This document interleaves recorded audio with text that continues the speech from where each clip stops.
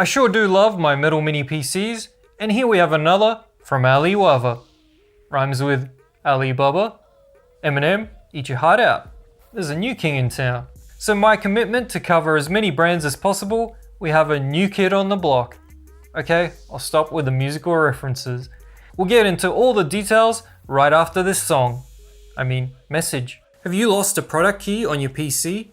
Easus Key Finder can recover and back up all product keys on your system. With this app, you can display product keys of Windows, Office, Adobe products, and more. You can also find Wi-Fi codes, browser accounts, and passwords. Try it for free with a link in the video description. Alliwava's U58 Mini PC features a sleek metal case which looks much better in person than in the stock photo, since it's a nice shade of black. It gives off them premium vibes and is solid AF. Well, on the middle part. The top and bottom covers do creak a bit when pressed.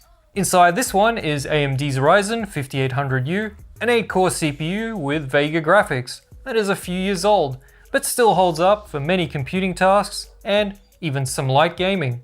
The U series are the more efficient ultra-low power chips in both Intel's and AMD's CPU lineups, and if power draw is a concern, you'll definitely want to be looking at this range.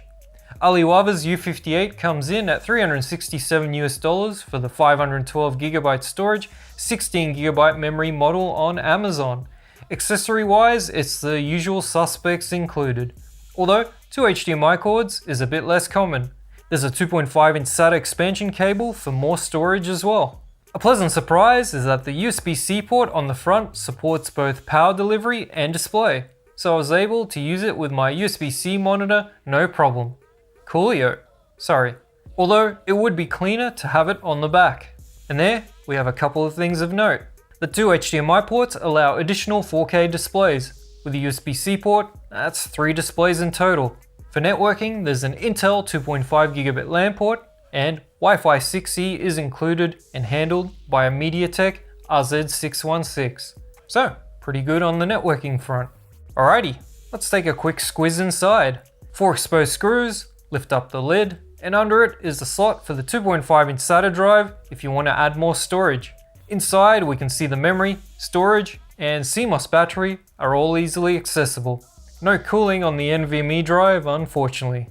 DDR4 3200 is included, and under the Gen 3 NVMe storage drive is the M.2 Wi-Fi Bluetooth card.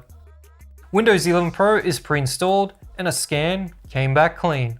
There's no exotic hardware in the U58, so it's unsurprising that Ubuntu worked fine from a USB drive as well. One drawback of metal cases is that the wireless range can take a hit. Alliwava's U58 didn't pass my 5-meter or 16-foot Bluetooth audio test.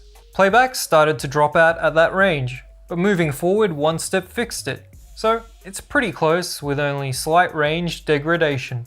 Okay, now we're hitting the benchmarks. AMD was definitely lagging in single core with its 5th generation, but it's good to see the 5800U does quite a bit better than the 5700U Mini in this benchmark.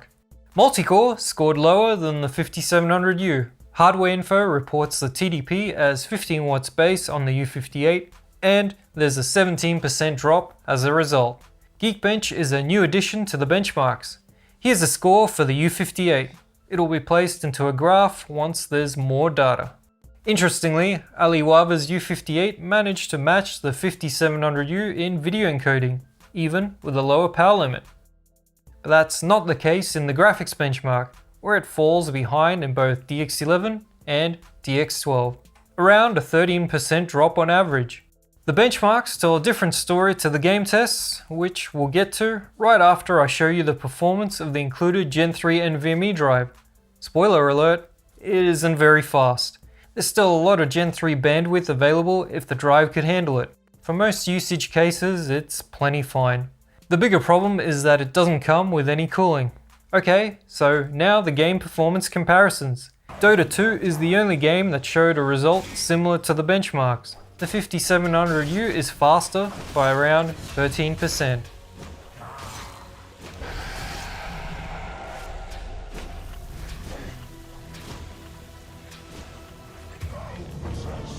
The tables flip in Valorant, with Alliwava's U58 clearly far ahead.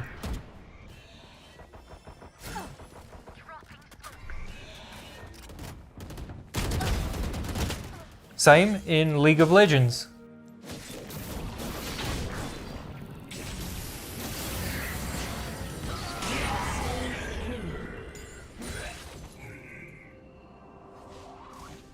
Counter-Strike 2, they're pretty close.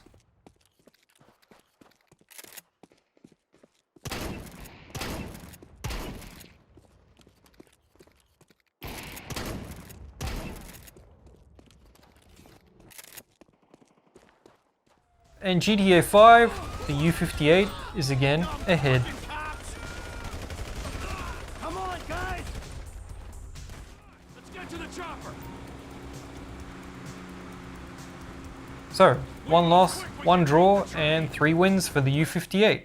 Unexpected results, but we have seen the 25 watt mode is not energy efficient with little performance gain for the extra 10 watts on the 5000 series. In 4K video editing, this Mini struggled like the 5700U to provide a smooth playback and scrubbing experience. There's a delay or frames get skipped. Better to edit at lower resolutions, or, like I've harped on about over and over, if video editing on the Mini is the goal, then an Intel CPU is what you need.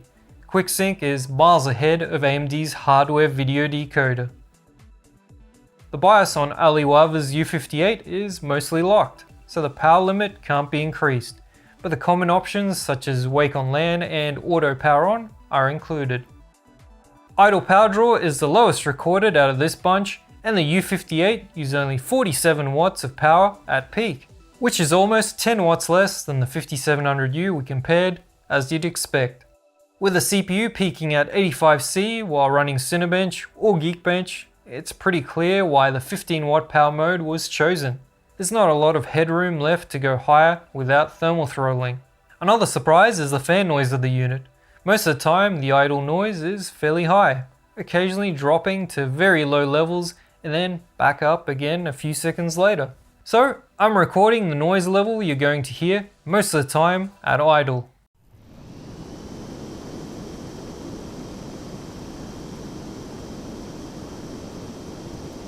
The NVMe drive didn't have a working temperature sensor, so I can't give you the readout. It'll get hot when thrashed for long periods and likely thermal throttle. Alright, so let's summarize the findings on this one. Alliwava's U58 is a mini PC with a nice metal case. It has low power usage and you can pair it with a USB-C monitor or power supply that provides at least 50 watts, no problem. Fan noise is higher than what I'd like for this performance profile, especially at idle, but there are no options to change it manually in the BIOS. No cooling on the NVMe drive will likely result in thermal throttling over long periods. Ultimately, it's not bad at all, but a few things could have been done better to make it a really nice metal PC. And if you are interested in a low-powered Intel Mini that handles 4K video editing with minimal power draw, check out my review of the MSI QB5 12M right here. Cheers!